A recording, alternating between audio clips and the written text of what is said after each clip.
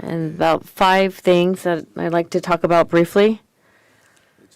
Firstly, on April 4th, the Constitutional Court issued a decision to impeach President Yoon Suk-yeol.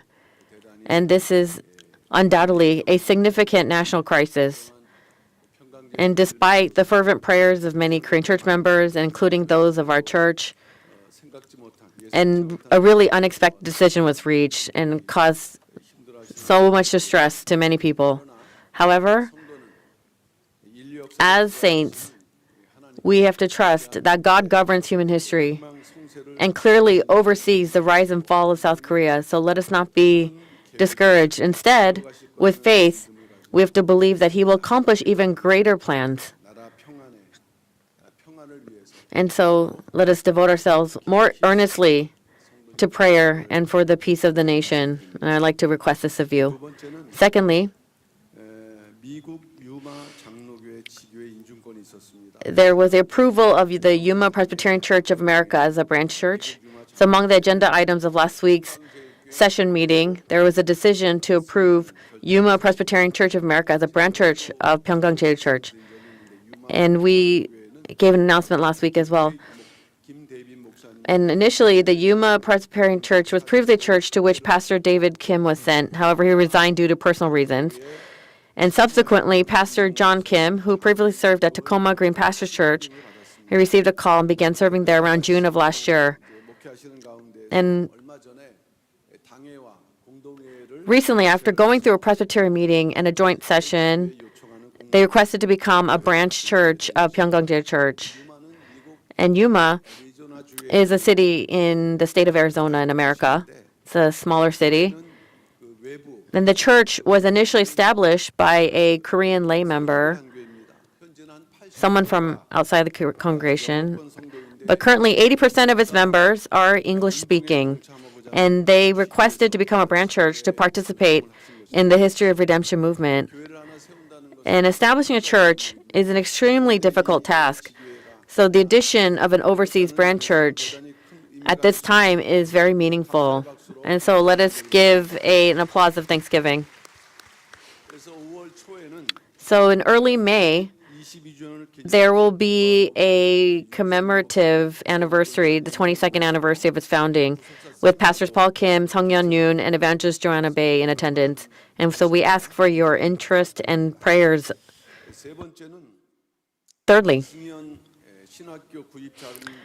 there was an explanatory session on church issues regarding Philip Lee's embezzlement of seminary church funds, seminary purchase funds. And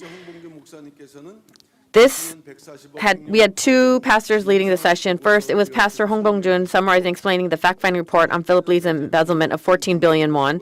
And also, secondly, was Pastor Cho Sung-won, who's in charge of the church's legal team, and explained the issues related to the Songdo Church building of the breakaway side.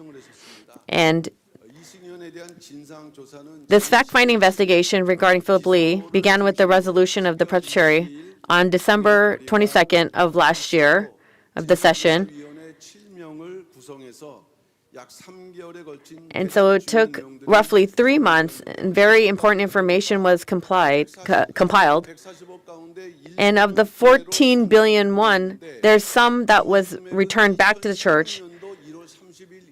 But then prior to 2016, we see that he had just invested all of that money, the rest of that money.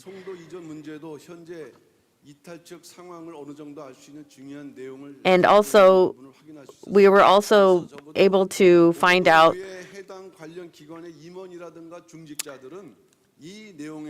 that we would be grateful if all the officers of the relevant departments and seniors of the church, those who could not attend yesterday, we want you to listen to the current situation.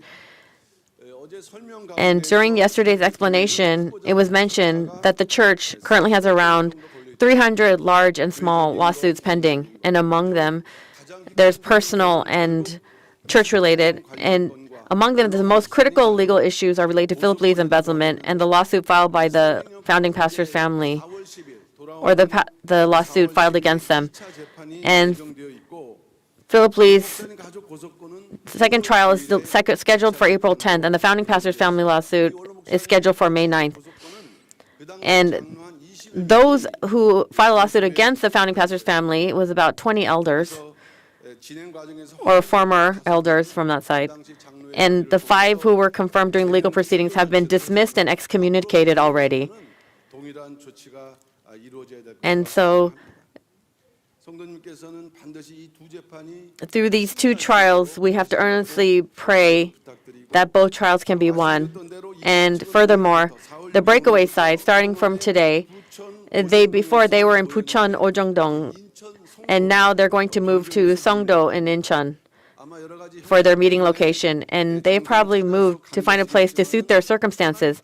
But regardless of the reason, when we see it from a spiritual perspective, it's distancing themselves that much more. So it's a sign that perhaps God is pushing them further away, and that is what I believe, in my opinion. So, however, we can also believe that there will be members who realize their error and return through this opportunity. And if that happens, we really hope that our church members will welcome them with open hearts and really be those kinds of saints. Fourthly, and we talked about the offering announcement, but we received a report that donations of the wildfire victims in northern Gyeongbuk province, that we have reached about 12.8 million Korean won. And so members who wish to contribute further can submit their donations to the finance office, accounting office, by next Sunday. So after discussing with the Finance Committee, we will deliver the donations along with the church's contribution to the relevant organizations or groups before Easter. And we will have this before Easter. And then finally,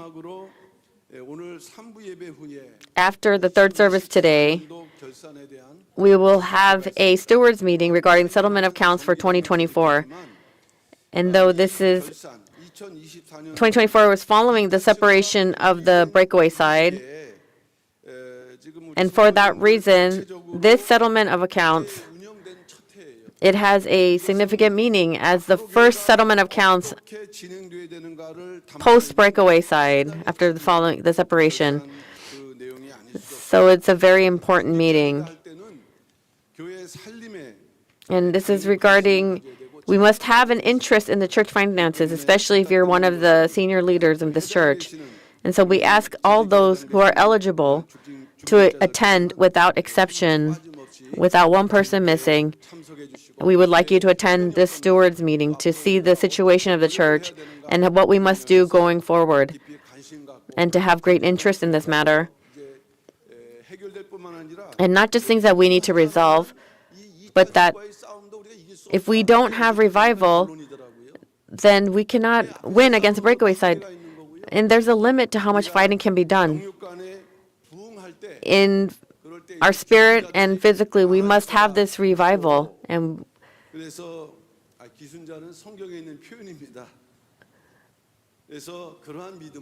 so with this kind of faith, we must go forth